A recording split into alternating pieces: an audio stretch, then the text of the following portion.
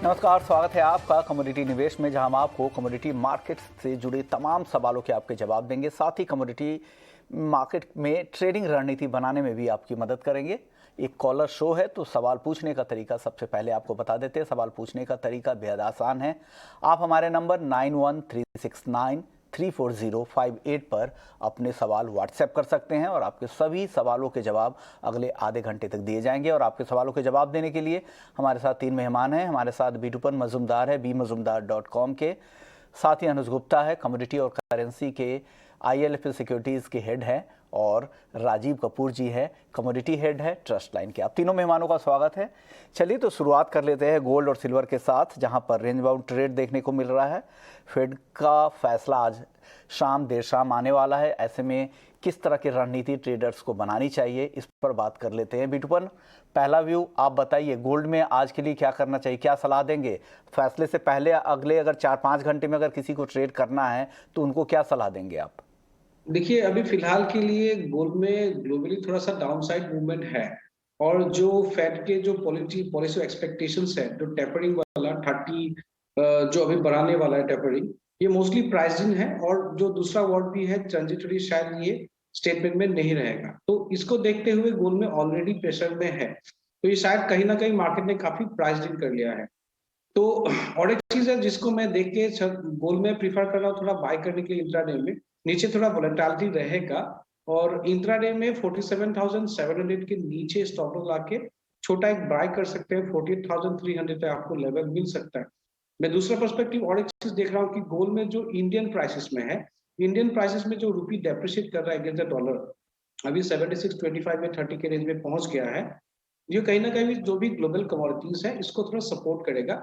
आज थोड़ा सा लग रहा है कि पूरे कमोडिटी कॉम्प्लेक्स में थोड़ा सा वोलेटिलिटी रहेगा, लेकिन शायद कहीं ना कहीं गोल्ड या क्रूड ऑयल में नीचे लेवल पे थोड़ा सा मॉडरेट सपोर्ट मिलेगा, क्योंकि ऑलरेडी ये फैक्टर और जो भी इवेंट है ऑलरेडी काफी लेवल तक ये प्राइस इन है। पूरे सिर्फ कमोडिटीज में नहीं, ग्लोबल इक्विटी सभी मार्केट ये थोड़ा सा प्राइस इन कर रहा है।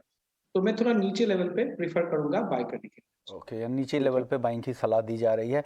राजीव जी, आपको क्या लगता है, इस वोलेटाइल माहौल में आप क्या सलाह देंगे? क्या अभी दूर रहने की सलाह देंगे, फैसला एक बार आ जाने के बाद नई पोजीशन उसके बाद कल लेने की सलाह देंगे? आप क्या कहेंगे ट्रेडर्स को?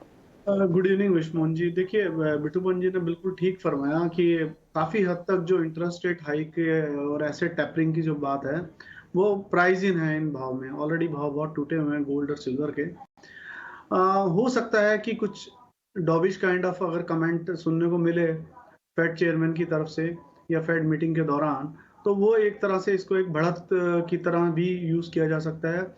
और दूसरी ओर जो USD INR है, जिसमें INR हमारा काफ़ी कमज़ोर होता जा रहा है और काफ़ी महत्वपूर्ण स्तर INR ने तोड़ा है, जो कि 75 रुपये 70 पैसे 80 पैसे था और 76 रुपये के ऊपर अभी USD ट्रेड कर रहा है। तो लगता है कि USD के अगेंस्ट INR और कमज़ोर हो सकता है। तो INR अगर और कमज़ोर होगा तो वो गोल्ड को और सपोर्ट की तरह ही एक्ट करेगा इंडियन मार्केट में।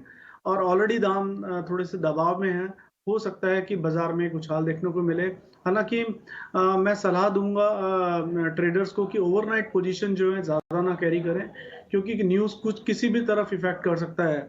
इस समय गोल्ड एक इंपॉर्टेंट जंक्चर के आसपास ट्रेड कर रहा है। यहाँ से मेक और ब्रेक दोनों स्थिति उत्पन्न हो सकती हैं। अगर ये लेवल 47,500 के लेवल जो हैं, जो गोल्ड काफ़ी समय से नीचे में ब्रेक नहीं कर रहा है, अगर वो नीचे में ब्रेक हुए तो वहां से फिसलन जो है थोड़ी और गहरा सकती है, थोड़ा गहरा फॉल आ सकता है। और दूसरा इसमें सिनेरियो बनता है कि ये अगर सपोर्ट इंटैक्ट कर गया, कोई ऐसा सपोर्टिव कमेंट फेड की तरफ से सुनने को मिल गया, तो उसमें यहाँ से फिर एक रिकवरी देखने को मिल सकती है। फिर 48,500 और 48,500 के बाद 49,200। तो ये भी है गोल्ड को लेकर। अनुज जी, अब आप बताइए, आज 100 रुपए के रेंज में घूम रहा है, हालांकि कल भी इसी रेंज में घूम रहा था। अब भाव है 48,100 के आसपास। हल्की तेजी के साथ कारोबार हो रहा है। 5 घंटे में अगर किसी को पैसे बनाने हैं, रिस्क एपेटाइट अच्छी है, तो आप क्या सलाह देंगे उनको गोल्ड में? Vishnu ji, good evening. देखिए, पिछले हफ्ते से एक टाइट रेंज में ही रहा है। नीचे में करीबन 1760 और ऊपर में 1780 एक टाइट रेंज गोल्ड ने बनाई है। इंटरनेशनल डोमेस्टिक मार्केट में नीचे में करीबन 47,800 और ऊपर में 48,200 ये एक रेंज कंटिन्यूस बनाता हुआ जा रहा है। मुझे लगता है कि मार्केट अभी इसी रेंज में रहेगा जब तक फेड का डिसीजन नहीं आता है। काफी इंपॉर्टेंट है फेड का डिसीजन, क्योंकि वहाँ पे जो टेपरिंग को लेके इशू है और जो इन्फ्लेशन को लेके कंसर्न है वो काफी दिलचस्प रहेगा कि क्या उनका डिसीजन आता है। तब तक मुझे लगता है कि क्योंकि रुपी यहाँ पे डेप्रिशिएट हुआ है और डॉलर में स्ट्रेंथ आई है, रुपी जो है यहाँ पर काफी supportive factor as a role play करेगा। तो खरीदारी की सलाह रहेगी, हमें लगता है कि 48,000 के आसपास खरीदारी करें, 47,800 का स्टॉप लॉस लगाएं, 48,250 तक का टारगेट आपको देखने को मिल सकता है। तो बाय एंड डिप्स की स्ट्रेटेजी रहेगी, ओवरनाइट पोजीशन कैरी ना करें, क्योंकि फेड का डिसीजन आना है। मुझे लगता है कि हालांकि जो मेरा मानना है कि फेड जो है एक इंस्टांस सेम रखेगा तो उससे गोल्ड को सपोर्ट ही मिलेगा, मगर ये है कि फिर भी हमें एक बार फेड का डिसीजन देखना चाहिए क्या आ सकता है, और बाई की हमारी सलाह रहेगी। ओके, तो बाइंग की सलाह है फेड के फैसले से पहले, लेकिन हालांकि पोजीशन को आप कैरी इस पोजीशन को नहीं करें। 48,000 पे बाइंग की सलाह है, जो एक रेंज का फ़ायदा आप उठा सकते हैं 48,250 के टारगेट के लिए। अनुज जी, चांदी आज कमज़ोर है, 150 रुपये फिलहाल नीचे है, 60,660 के आसपास में ट्रेड कर रही है। क्या ये सही लेवल है 60,000 के आसपास? आपको लगता है कि चांदी लॉन्ग टर्म के हिसाब से भी बेहतर पोजीशनिंग है, यहाँ पे आपको एक अच्छा नज़रिया बना के यहाँ पे खरीदारी अब शुरू कर देनी चाहिए चांदी में? देखिए, यहाँ पर अगर हम बेस मेटल को भी देखें तो वहां पर भी सेलिंग प्रेशर रहा है, तो मुझे लगता है कि अभी सिल्वर और बेस मेटल में थोड़ा सेलिंग प्रेशर यहाँ पर देखने को मिल सकता है। तो खरीदारी अगर करनी है तो गोल्ड में कर सकते हैं। बाकी मुझे लगता है कि वेरी शॉर्ट टर्म के लिए अगर हम इंटरडे की बात करें या एक दो दिन के पर्सपेक्टिव से करें तो मुझे लगता है कि अभी थोड़ा सा मार्केट अंडरटोन रहेगा, सेलिंग प्रेशर सिल्वर में रह सकता है। यहाँ हमारा सेलिंग का कॉल रहेगा, 61,000 के आसपास बिकवाली करें, 61,600 का स्टॉप लॉस लगाएं, टारगेट 60,200 तक देखने को मिल सकता है। तो फिलहाल अभी खरीदारी से रुकना चाहिए। अगर खरीदारी करनी है चांदी में तो 60,000 के नीचे अगर भाव मिलते हैं 58,500 59,500 के आसपास तो वहां खरीदारी कर सकते हैं। फिलहाल अभी इस रेंज में मुझे लगता है कि क्योंकि मार्केट अभी एक टाइट रेंज में है और कल जो हमने गिरावट देखी है वो आज भी फॉलोअप में आती हुई दिख रही है, तो मुझे लगता है कि अभी 400-500 रुपए की गिरावट और देखने को मिल सकती है। तो ट्रेडिंग पॉइंट ऑफ व्यू से मुझे लगता है कि चांदी के अंदर बिकवाली का ट्रेड लिया जा सकता है। ट्रेडिंग के लिए आपको बेचकर जाने की सलाह दे रहे हैं, हालांकि ऊपर के लेवल जो करंट भाव है उससे ऊपर आने दीजिए। 400 रुपये अगर ऊपर आए तब वहाँ पर बेचिए 61,000 पे, फिर 60,200 रुपये का टारगेट देख सकते हैं। बिटूपन, आपको चांदी में क्या लगता है आज? चांदी में मुझे लग रहा है फिलहाल के लिए ज्यादा वीकनेस है। गोल्ड में थोड़ा सा पॉजिटिव मोमेंटम, मतलब थोड़ा सा स्टेबल है, लेकिन चांदी में काफी वीकनेस लग रहा है फिलहाल के लिए। शायद ये थोड़ा सा मोमेंटम और थोड़ा डाउन ले सकता है, लेकिन मैं इस पे सेल नहीं करूंगा क्योंकि मैं प्रीफर कर रहा हूँ गोल्ड को बाय करने के लिए। तो मैं थोड़ा सा वेट एंड वॉच पे रहूंगा। चांदी में अगर मैं टेक्निकली देखता हूँ, जब तक ये 62,000, मैं पहले भी बहुत बार बताया हूँ, 62,000 के ऊपर जब तक चांदी सस्टेन नहीं करता ऊपर लेवल पे, तो ये जब ये लोअर हाई ब्रेक नहीं करता है तब तक मैं तेजी में नहीं बैठूंगा। हाँ, अगर मुझे बाय करना है लॉन्ग टर्म पर्सपेक्टिव में तो मैं 59,000 59,500 जो भी रेंज है उस लेवल के आसपास रुकूंगा, थोड़ा पोजीशन बिल्डअप करने के लिए। इंट्राडे में थोड़ा सा स्टे हुए रहिए, जो अनुज ने भी बताया था कि मैं भी प्रीफर कर रहा हूँ गोल्ड में ही बाय करने के लिए डिप्स में। चलिए अब कुछ सवाल जवाब भी ले लेते हैं। आपका पहला सवाल है योगेश जी की तरफ से आया है, जयपुर से हैं। इन्होंने क्रूड 5,342 रुपये पर बेचा है। और एक और इनका सवाल है, सोना इन्होंने 48,096 रुपये यानी 48,100 रुपये के आसपास, दोनों शॉर्ट पोजीशन है। जानना चाह रहे हैं कि स्टॉप लॉस इसमें क्या लगा ले और टारगेट क्या देख रहे हैं। क्रूड सेल है, गोल्ड सेल है। राजीव जी क्या सलाह देंगे इनको? देखिए विश्वमोहन जी, गोल्ड जो सेलिंग पोजीशन है इनका, ये अराउंड 47,950 48,000 के आसपास इसको वाइंड अप कर सकते हैं। गोल्ड काफी नीचे के स्तरों के आसपास ट्रेड कर रहा है, यहाँ से रिकवरी आने के चांसेस काफी ज्यादा हैं। तो अराउंड 48,000 एक इंपॉर्टेंट सपोर्ट है, तो वहां पर ही अपना पोजीशन स्क्वायर ऑफ कर सकते हैं। क्रूड में विश्वमोहन जी, फिर एक क्रूड में भी एक इंपॉर्टेंट लेवल है अराउंड 5300 रुपये। बाजार कल भी 5300 के स्तर के आसपास थोड़ा सा नीचे गया और उसके बाद फिर एक रिकवरी देखने को मिली। तो अराउंड 5300 अपना क्रूड भी जो शॉर्ट पोजीशन है कवर कर लें। अगर क्रूड 5290 के नीचे फिर सस्टेन करता है तब हम इसमें एक और गिरावट देख सकते हैं, जिसके रहते हुए बाजार जो है 5200 तक और नीचे में फिसल सकता है। बट 5300 का जो इंपॉर्टेंट सपोर्ट है उसके नीचे सस्टेन करना बड़ा इंपॉर्टेंट है क्रूड के लिए। तो क्रूड 5300 के आसपास ये एक बार पोजीशन काट लें, ऊपर में स्टॉप लॉस अपना 5380 का मेंटेन करके चलें। ओके, 5380 के स्टॉप लॉस के साथ आप 5,300 नीचे जब दिखे तब अपनी पोजीशन को काट सकते हैं। हालांकि अभी भी इनकी पोजीशन प्रॉफिट में है। और गोल्ड भी जो इनका सेल की जो कॉल इन्होंने ली है उसके आसपास ही है, अभी भी इनको नुकसान नहीं हो रहा है, तो इसमें रिकवरी की संभावना ज़्यादा लग रही है। ऐसे में इस पोजीशन से निकलने की सलाह राजीव जी दे रहे हैं। अनुज, आप क्या सलाह देंगे इनको? सेल की पोजीशन है 48,100 रुपये के आसपास इन्होंने सेल कर रखा है गोल्ड में, क्या करें अब यहाँ से? देखिए मुझे लगता है कि 48,000 के आसपास भाव मिले तो निकल जाएं, क्योंकि 48,000 जो रेंज है वो काफी इंपॉर्टेंट सपोर्ट लेवल है।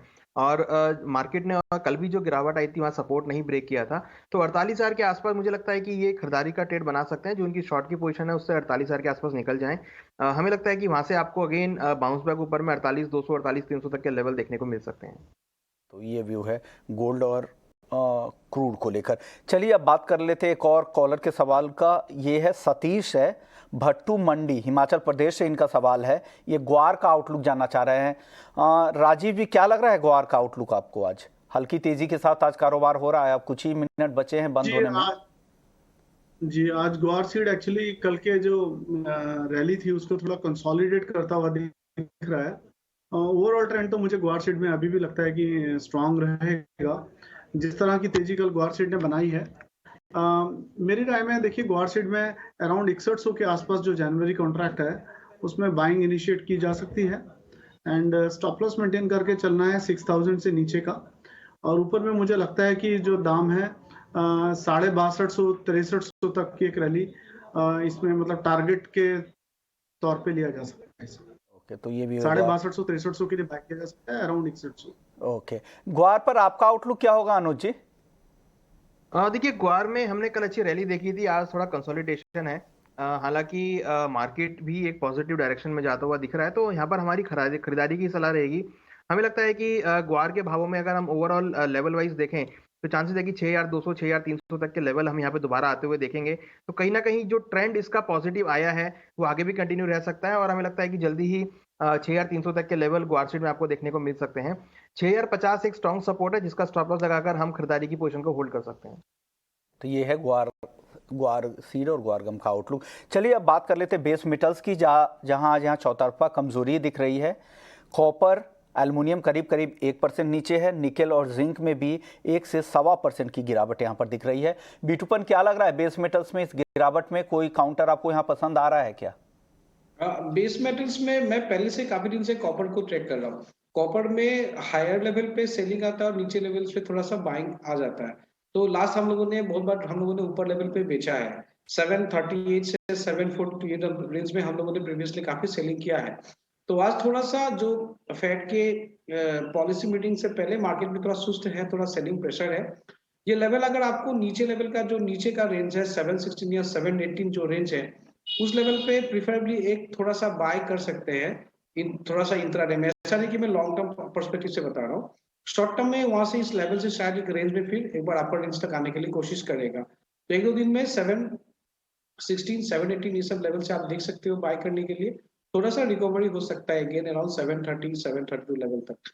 ओवरऑल आउटलुक लेकिन पूरे बेस कैपिटल्स कॉम्प्लेक्स में अभी रेंज बाउंड जैसा बन रहा है, तो नीचे लेवल पे थोड़ा सा बाय कर सकते हैं। ओके, यानी लोअर लेवल पे बाइंग की सलाह बेस मेटल्स में दी जा रही है। चलिए एक खबर का अपडेट ले लेते हैं, शुगर सेक्टर को लेकर है कि शुगर सब्सिडी पर WTO के पैनल ने सवाल उठाए हैं। भारत की जो शुगर एक्सपोर्ट को लेकर जो इंसेंटिव और एक्सपोर्ट की जो पॉलिसी थी, एक्सपोर्ट को इंसेंटिवाइज जो किया गया था 2014-15 से लेके 2018-19 के बीच, उस इंसेंटिव को लेकर सवाल उठाए गए हैं। इसको लेकर ऑस्ट्रेलिया और ब्राज़ील की तरफ से ये मामला दायर किया गया था। फिर उसकी रिपोर्ट आई, जो डिस्प्यूट पैनल होती है WTO की, वो उस पैनल की रिपोर्ट आई है। तो इस पर बात करने के लिए हमारे साथ प्रफुल्ल विटलानी साहब है, जो चेयरमैन है एस्टा के। सर, स्वागत है आपका ET नाउ स्वदेश पर। सर, इस पैनल की जो रिपोर्ट आई है, तो क्या इस विवाद के बाद, हालांकि इस साल 2021 के लिए तो एक्सपोर्ट पर कोई इंसेंटिव नहीं दिया जा रहा है क्योंकि भाव बहुत अच्छे हैं, तो क्या लेकिन आगे की पॉलिसी पर इसका असर दिख सकता है क्या? नहीं, कोई असर गिरने वाला नहीं है। एक तो ऐसा है कि हमारा जो 21-22 की सीजन है उसमें हमको 60 लाख टन का हमारा टारगेट है, जिसमें से अभी आप समझ लीजिए करीबन 38 लाख टन, यानी 65% जैसा तो हमारा टारगेट अचीव हो गया है, वो भी विदाउट सब्सिडी ही है। और 35% कोई ज्यादा मायने नहीं रखता है, और हो जाएगा वो 100%। जो अभी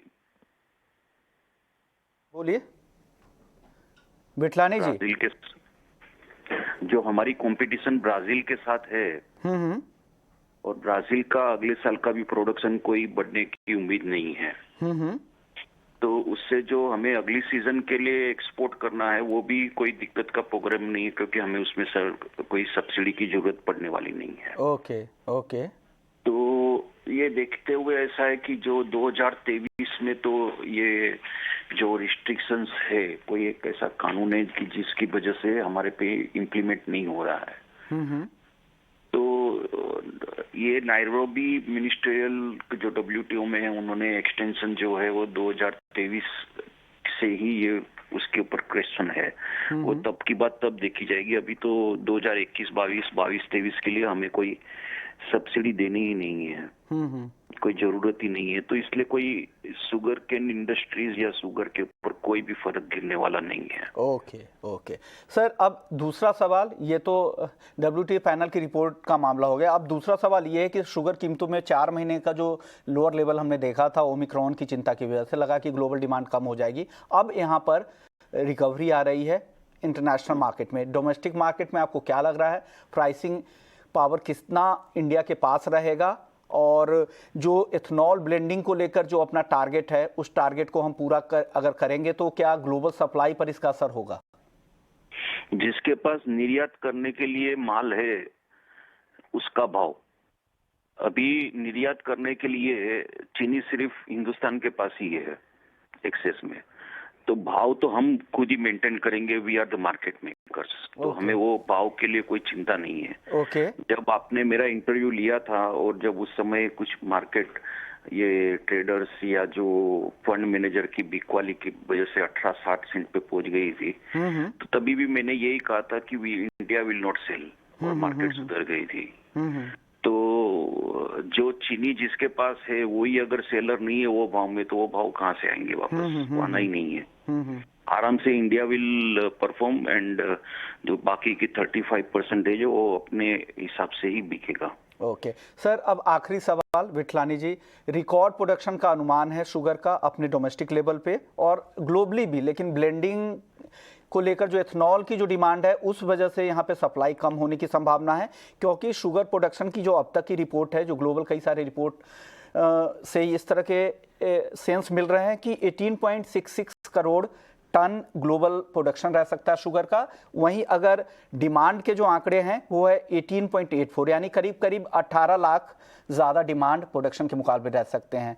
तो क्या लग रहा है इसके बाद, इस नंबर्स के बाद डेफिसिट रहेगी और भाव आगे यहाँ से काफ़ी ऊपर जा सकते हैं? देखिए, भाव ऊपर जाना और ये जो एस्टिमेट एक साल के बाद का करना, ये चीनी में 10% प्लस माइनस रहता है। एक मार्केट मेकिंग के लिए ये सब चीजें होनी जरूरी है। जबकि 21-22 का भी जो प्रोडक्शन है इंडिया का, उसका अगर करेक्चुअल नंबर चाहिए कि जिसमें एरर साइड सिर्फ 2 या 3% की, तो वो जनवरी 3rd वीक में मालूम पड़ेगा। जबकि हम करंट सीजन की प्रोडक्शन की बात करनी है तो हम जनवरी यानी 3 महीने अगर निकलने के बाद ही बता सकते हैं। तो बाकी जो आगे का जो प्रोजेक्शंस और वगैरह है वो वर्ल्ड के लिए है या ब्राजील के लिए है। हमारे यहाँ जो इंस्टॉलेशन कैपेसिटी है इथेनॉल की, उस हिसाब से ये साल तो कोई 3.5 के ऊपर की हमारे पास कैपेसिटी ही नहीं है। और अगले साल तब तक कितनी कैपेसिटी मशीनरी इंस्टॉल्ड होती है उसके पर से बताया जाएगा कि कितनी शुगर बनेगी या कितनी इथेनॉल बनेगी। तो फिलहाल तो इस बात को लेके ज्यादा स्पेकुलेट करना ठीक नहीं होगा। जहां तक WTO पैनल की जो बात है, जिसके लिए आपने आज इंटरव्यू लिया था, तो उसमें गवर्नमेंट ने बहुत अच्छा डिसीजन ले लिया है कि हम अपीलेट अथॉरिटी में जाएंगे। अपीलेट अथॉरिटी में आपको बता दूं कि जो 7 मेंबर्स की एक कमिटी पैनल रहती है, उसमें कोई एक भी मेंबर अभी कोई डिसाइडेड नहीं है। पहले तो अपीलेट करने के लिए जो बॉडी तो होनी चाहिए 7 जन की, तो वो बॉडी जब तक डिसाइड होगी और जब हम करेंगे तो उसमें 3 फैक्टर जो थे कि एक शुगर केन फार्मर को FRP जो है उसको 10% से ज्यादा सपोर्ट नहीं कर सकते हैं। दूसरा उनका कहना था कि जो एक्सपोर्ट के लिए हम सब्सिडी ज्यादा नहीं दे सकते हैं, या एग्रीमेंट ऑफ एग्रीकल्चर का हमने वायोलेशन किया है, या बफर सब्सिडी जो है। तो ये सब चीजें जो ऐसी है, इसमें हमारे व्यापार जो है ये जो जिन्होंने की है ब्राजील और ऑस्ट्रेलिया से, तो हमारा काफी इंपोर्ट हो रहा है एग्रीकल्चर।